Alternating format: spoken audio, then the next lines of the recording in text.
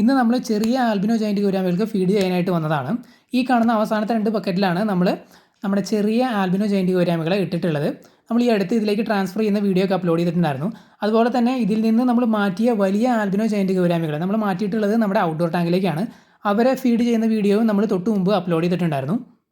ഇവരെ നമ്മൾ കുറച്ച് ദിവസം മുമ്പാണ് ഈ ബക്കറ്റുകളിലേക്ക് ട്രാൻസ്ഫർ ചെയ്തത്. വലുതിനെ നമ്മൾ ഔട്ട്ഡോർ ടാങ്കിലേക്ക് ട്രാൻസ്ഫർ ചെയ്തതിന് ശേഷം ഇതിലേക്ക് നമ്മൾ ചെറിയതിനെ കൊണ്ടുവന്ന് ഇടുകയായിരുന്നു. അപ്പോൾ ഈ ഒരു വീഡിയോയിൽ ഇവരുടെ ഫീഡിങ് ഒന്ന് കാണിക്കാമെന്ന് വിചാരിച്ചു. ഇവരിതിനകത്ത് നല്ല രീതിയിൽ സെറ്റ് ആയിട്ടുണ്ട്, ഫുഡൊക്കെ എടുത്തു തുടങ്ങിയിട്ടുണ്ട്. കണ്ടില്ലേ, മുകളിൽ വന്ന് നിൽക്കുന്നുണ്ട്, ഫുഡിന് വേണ്ടിയാണ് വന്ന് നിൽക്കുന്നത്. പിന്നെ നമ്മൾ ഈ ബക്കറ്റിലേക്ക് ഈ ചെറിയ ആൽബിനോ ജയന്റ് ഗൗരാമികളെ മാറ്റിയതിന് ശേഷം അവരുടെ ഒരു അപ്ഡേറ്റും കൂടി കാണിക്കാമെന്ന് വിചാരിച്ചാണ് നമ്മൾ ഈ ഒരു വീഡിയോ ചെയ്യുന്നത്. നമ്മൾ മുമ്പ് പറഞ്ഞിട്ടുണ്ടായിരുന്നു, ഇവർക്ക് നമ്മൾ ഫീഡ് ചെയ്യുന്നത് ഈ ഒരു ചെറിയ പെല്ലറ്റാണ്. അതായത് നമ്മുടെ ബീറ്റ ഫിഷിനൊക്കെ കൊടുക്കുന്ന ഏറ്റവും ചെറിയ പെല്ലറ്റ്. നമ്മൾ നെറ്റ് റിമൂവ് ചെയ്യുന്നില്ല, കാരണം നെറ്റ് റിമൂവ് ചെയ്യാൻ നേരത്തെ ചിലപ്പോൾ ഇവർ താഴേക്ക് പോകും, പിന്നെ ചിലപ്പോൾ മുകളിലേക്ക് വരില്ല. അതുകൊണ്ടാണ് നമ്മൾ നെറ്റ് റിമൂവ് ചെയ്യാത്തത്. നെറ്റ് മാറ്റാതെ തന്നെ നമുക്ക് ക്ലിയർ ആയിട്ട് ഇവരെ കാണാൻ പറ്റും. അതുപോലെ തന്നെ ഈ ചെറിയ പെല്ലറ്റ് നമുക്ക് നെറ്റിൻ്റെ ഉള്ളിൽ കൂടെ ഇതുപോലെ ഇട്ട് കൊടുക്കാൻ പറ്റും. അതുകൊണ്ട് തുറക്കേണ്ട ആവശ്യം വരുന്നില്ല.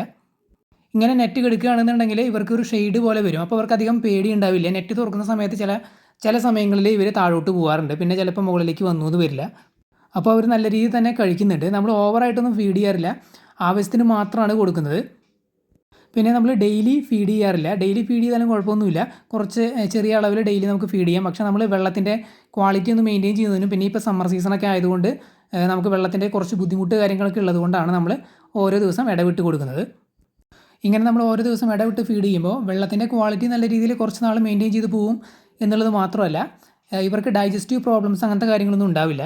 കാരണം ഇന്ന് ഉദാഹരണത്തിന് നമ്മൾ കുറച്ച് ഫീഡ് ഓവറായി പോയി എന്ന് വിചാരിക്കുക. അപ്പോൾ അങ്ങനെയാണെന്നുണ്ടെങ്കിൽ അപ്പോൾ നാളെ നമ്മൾ ഫീഡ് ചെയ്യാത്തത് കൊണ്ട് അവരുടെ വയറ്റിലുള്ള ഫുഡ് മൊത്തമായിട്ട് അങ്ങ് ഡൈജസ്റ്റ് ചെയ്ത് പോകും.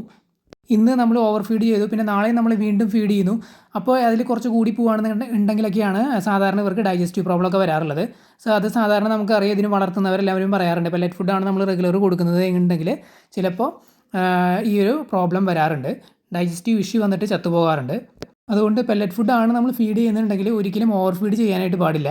പിന്നെ ഈ ജയന്റ് ഗൗരാമികളുടെ സ്റ്റൊമക്ക് എന്ന് പറയുന്നത് അത്ര വലിയ സൈസിലുള്ളതൊന്നുമല്ല, അതുകൊണ്ട് ആവശ്യത്തിന് മാത്രം ഫീഡ് ചെയ്താൽ മതി. ചില സമയങ്ങളിൽ നമ്മൾ കൊടുക്കുമ്പോഴും ഈ ഓവർ ഫീഡ് അങ്ങനെ വന്നു പോകാറുണ്ട്, കുറച്ചൊക്കെ അധികം ആയി പോകാറുണ്ട്. അത്തരം സാഹചര്യങ്ങളിൽ നമ്മൾ ശ്രദ്ധിച്ചിട്ടുണ്ട്.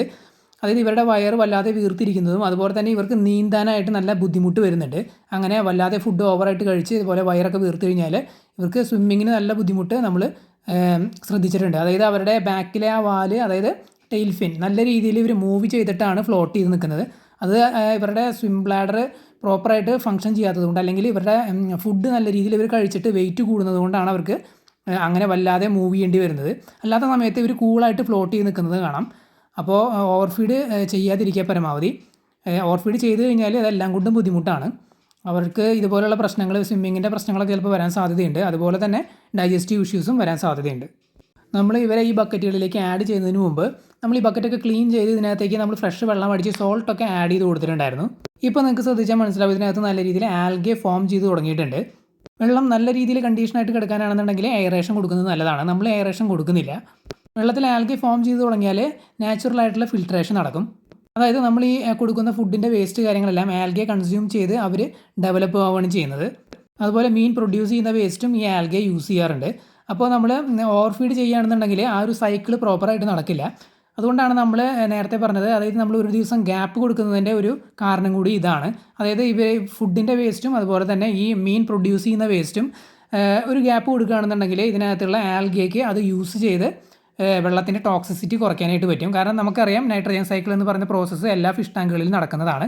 അതായത് മീൻ വേസ്റ്റ് പ്രൊഡ്യൂസ് ചെയ്യുന്നു, അത് ആ അമോണിയ പിന്നീട് നൈട്രേറ്റായി, അത് നൈട്രേറ്റായി, പിന്നെ അത് ഈ ഒരു ആൽഗെ യൂസ് ചെയ്യുകയാണ് ചെയ്യുന്നത്. അപ്പോൾ ആൽഗെ വെള്ളത്തിൽ ഫോം ചെയ്ത് കഴിഞ്ഞാൽ ഈ ഒരു വെള്ളത്തിൻ്റെ ടോക്സിസിറ്റി നമുക്ക് കുറയ്ക്കാനായിട്ട് പറ്റും.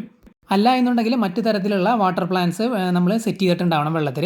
ഇതുപോലെയുള്ള ഔട്ട്ഡോർ ടാങ്കുകളിലൊക്കെ ആവണമെന്നുണ്ടെങ്കിൽ നമ്മൾ വാട്ടർ പ്ലാന്റ്സ് വെച്ച് കഴിഞ്ഞാൽ ആൽഗെ വന്ന് മൊത്തത്തിൽ നശിച്ചു പോകും.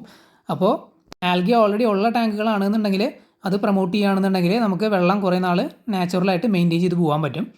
അതായത് വെള്ളം പെട്ടെന്ന് മോശമാകാതെ കുറേ നാൾ നമുക്ക് കൊണ്ടുപോകാനായിട്ട് പറ്റും. ഈ ഔട്ട്ഡോർ ടാങ്കിലേക്കാണ് നമ്മൾ വലിയ സൈസുള്ള 2 ആൽബിനോ ജയന്റ് ഗൗരാമികളെ മാറ്റിയത്. അതായത് ആ ബക്കറ്റിൽ മുമ്പ് കിടന്നിരുന്നത് വലിയ സൈസായിരുന്നു, നമ്മളിതിലേക്ക് ട്രാൻസ്ഫർ ചെയ്തിട്ടുണ്ടായിരുന്നു. അവരിതിനകത്ത് നടക്കുന്നുണ്ട് കുഴപ്പമില്ലാതെ. ഫീഡിങ് വീഡിയോ നമ്മൾ നേരത്തെ പറഞ്ഞിട്ടുണ്ടായിരുന്നു, നമ്മൾ ഓൾറെഡി അപ്ലോഡ് ചെയ്തിട്ടുണ്ട് വലിയ ജയന്റ് ഗൗരാമികളെ ഔട്ട്ഡോർ ടാങ്കിൽ ഫീഡ് ചെയ്യുന്നത്.